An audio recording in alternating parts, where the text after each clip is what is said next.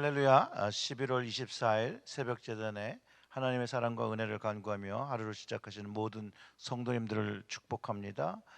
오늘 말씀 예레미야 52장 1절부터 11절의 말씀 봉독해 드리겠습니다. 시드기야가 왕위에 오를 때에 나이가 21세라 예루살렘에서 11년 동안 다스리니라. 그의 어머니의 이름이 하무달이라 림나인 예레미야의 딸이더라. 그가 여호야김의 모든 행위를 본받아 여호와 보시기에 악을 행한지라. 여호와께서 예루살렘과 유다에 진노하심이 그들을 자기 앞에서 쫓아내시기까지 이르렀더라. 시드기야가 바벨론 왕을 배반하니라. 시드기야 제9년 열째 달 열째 날에 바벨론 왕 느부갓네살이 그의 모든 군대를 거느리고 예루살렘을 치러 올라와서 그 성에 대하여 진을 치고 주위에 토성을 쌓음에 그 성이 시드기야 왕 제11년까지 포위되었더라. 그해 넷째 달 9일에 성중의 기근이 심하여 그 땅 백성의 양식이 떨어졌더라. 그 성벽이 파괴됨에 모든 군사가 밤중에 그 성에서 나가 두 성벽 사이 왕의 동산 견문길로 도망하여 갈디아인들이 그 성읍을 에워쌌으므로 그들이 아라바 길로 가더니 갈디아 군대가 그 왕을 뒤쫓아 가서 여리고 평지에서 시드기야를 따라 잡음에 왕이 모든 군대가 그를 떠나 흩어진지라. 그들이 왕을 사로잡아 그를 하마 땅 리블라에 있는 바벨론 왕에게로 끌고 가매 그가 시드기야를 신문하니라.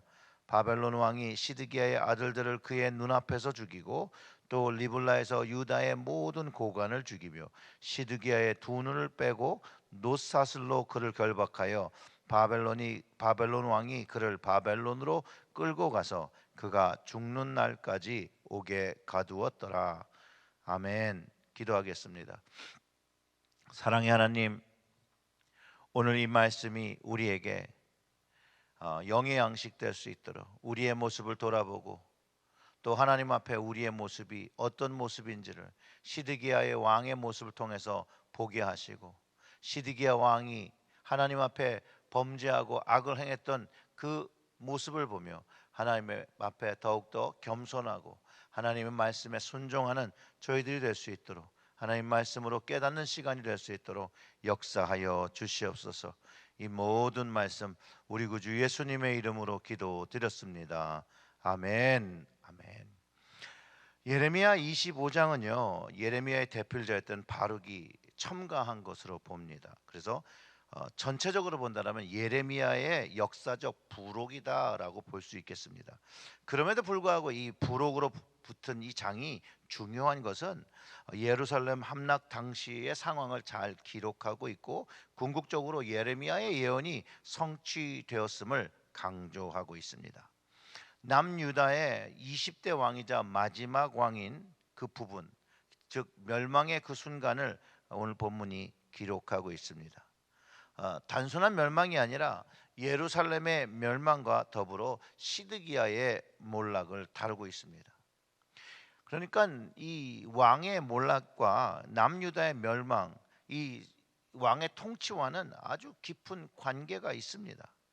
물론 시드기야 왕이 잘하지 못했기 때문이라는 것을 더 얘기하고 있죠. 시드기야는 바벨론 왕 그 느부갓네살에 의해서 세워진 왕이고 11년 동안 통치했다고 기록하고 있습니다. 그의 이름은요 마따니아야였지만 바벨론 왕이 그에게 새로운 이름 시드기야라고 이름을 주었습니다. 시드기야라는 이름은 의롭다라는 의미를 가지고 있는데 결국 그 왕의 삶은 하나님 앞에 악을 행하며 사는 것을 성경이 기록하고 있고 하나님의 의로운 심판을 받은 것으로 이해할 수 있습니다. 시드기야의 어머니에 대한 언급이 있는데요. 선지자 예레미야가 아닌 그냥 동명이인입니다. 그의 아버지는 하무달이고 림나 사람이라고 밝히고 있는 것이죠.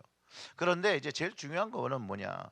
시드기야가 여호야김의 모든 행위를 본받았다는 거예요. 그리고 그 본받은 행위가 결국은 하나님 앞에 악을 행했다라는 것이에요. 2절부터 읽어보면 이렇습니다. 그가 여호야김의 모든 행위를 본받아 여호와 보시기에 악을 행한지라. 여기서 말한 여호야김은요 요시아의 둘째 아들이면서 18대 왕입니다. 우연이겠지만 그도 11년을 동안 통치했습니다. 그리고 그는 애굽 왕으로 애굽 왕에 의해서 임명이 되었습니다. 애굽의 조공을 바치기 위해서 예레미야 또는 하박국 선지자들의 말을 경청하지 않고 이런 정치로서 애국과의 친애국 정치를 베풀면서 바벨론을 반대하다가 결국은 느부갓네살의 침공으로 이제 죽게 됩니다. 그런데 시드기야가 이제 그런 여호야김의 행위를 본받았다라는 거예요. 남유다가 잘 되려면 하나님을 두려워하고 하나님을 붙잡아 써야 되는데 그는 애굽을 붙잡았던 여호야김의 뒤를 쫓았고 우상 숭배하고 이방 종교를 허행했다는 거예요.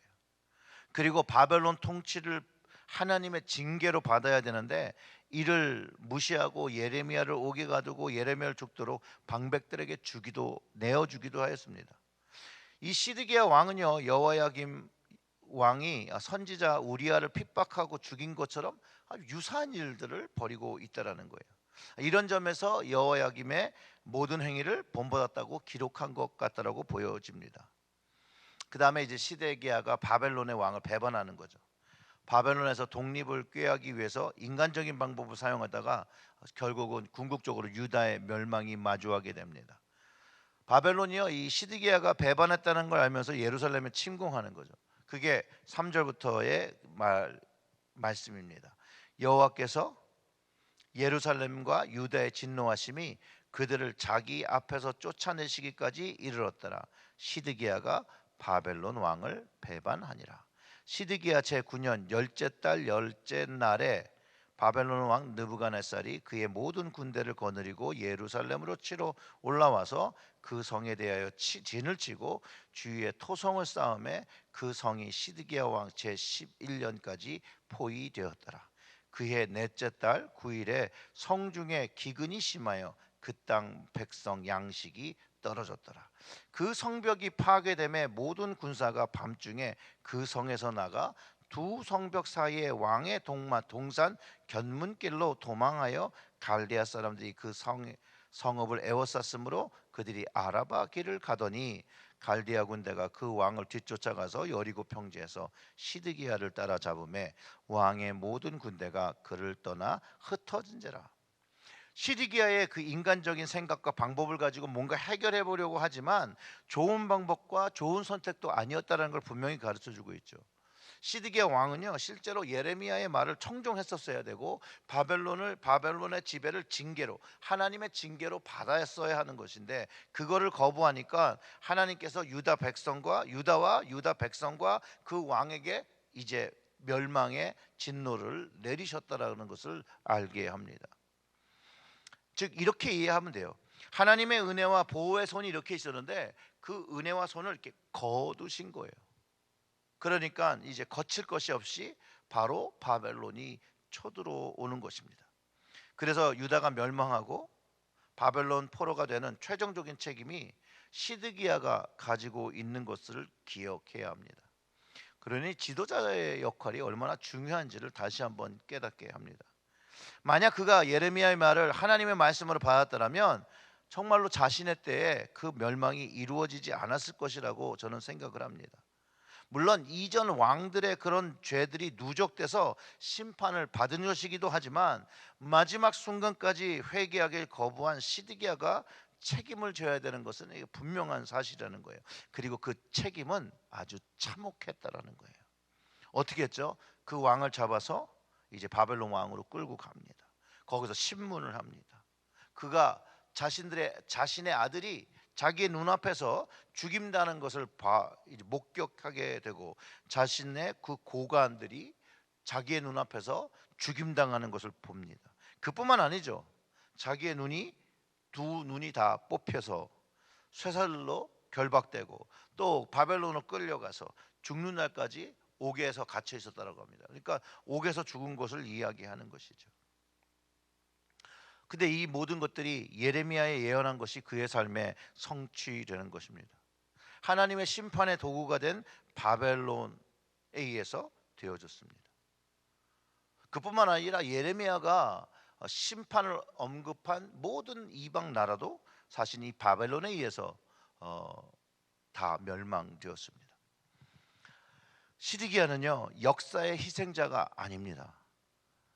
자신의 범죄, 자신의 악행, 불순종, 기회가 있었음에도 불구하고 하나님의 기회를 거부하고 하나님의 심판을 받은 왕이라는 거예요. 그리고 궁극적으로 자기에게 맡겨준 그 나라를 멸망하게 한 장본임을 깨달아야 합니다. 오늘 말씀은요, 우리가 배워야 할 점을 정확하게 가르쳐 줍니다. 우리가 생각하는 인간적인 생각과 꾀는 버려야 합니다. 그리고 하나님을 붙잡고 신뢰하고 하나님의 통치를 받는 것이 사는 길임을 철저하게 배워야 합니다.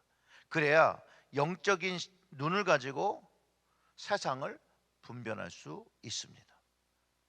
오직 하나님과 먼저 바른 관계를 세울 때만이 하나님의 복을 경험하게 되고 하나님의 도우심과 인도하심을 받으며 사는 것이라는 거예요.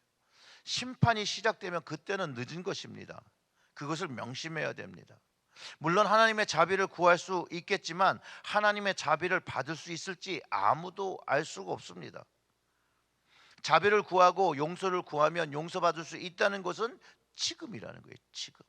지금 회개하고 그 자신의 삶을 하나님께 돌이킬 때 하나님은 은혜를 베푸실 것이라고 지금은 약속을 해주신 그런 상태이라는 거예요. 하나님의 심판의 때가 이루고 있다라고 성경이 가르쳐주고 있고요, 성경의 말씀은 죽음 이후에 심판이 분명하게 있음을 가르쳐주고 있습니다. 지금이 기회이죠. 하나님 앞에 돌이킬 수 있는 기회입니다. 하나님의 말씀을 우리의 마음에 담고 순종하고 행동하며 살아야 하는 것이죠.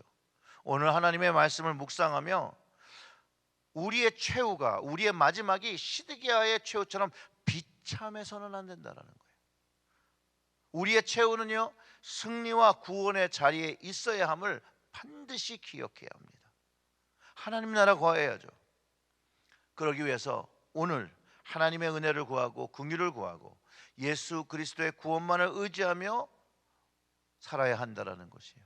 사랑하는 성도 여러분, 하나님 앞에 우리의 관계를 먼저 바르게 해야 되고 하나님과 동행하시는 삶을 통해서 우리의 삶을 늘 회개하며 회복하며 살아야 합니다. 그것이 결국 구원에 이르는 길이고 하나님과 동행하는 길임을 다시 한번 깨닫게 됩니다. 오늘도 하나님 아버지께 온전한 순종의 삶을 드리시길 주님의 이름으로 축원합니다. 기도하겠습니다. 하나님, 우리는 시드기와 같은 생각과 행동을 할 때가 너무나도 많이 있습니다. 하나님의 생각을 찾기보다 먼저 내 생각을 주장하고 하나님의 뜻을 찾기보다 내가 원하는 것을 먼저 찾을 때가 너무나도 많습니다. 그러나 하나님, 우리에게 성령을 주셨으니 성령께서 우리가 이런 인간적인 방법과 개인의 교만한 생각을 할 때 하나님 깨닫게 해주시는 은혜를 베풀어 주시옵소서.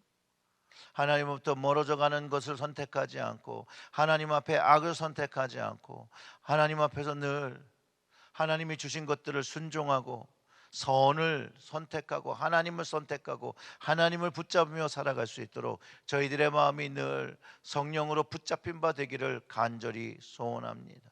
하나님, 주님 주신 그 십자가의 승리, 십자가의 구원을 믿으며 오늘도 하나님 앞에 귀한 예배의 삶 드릴 수 있도록 성령으로 저희들과 함께 동행하여 주시옵소서.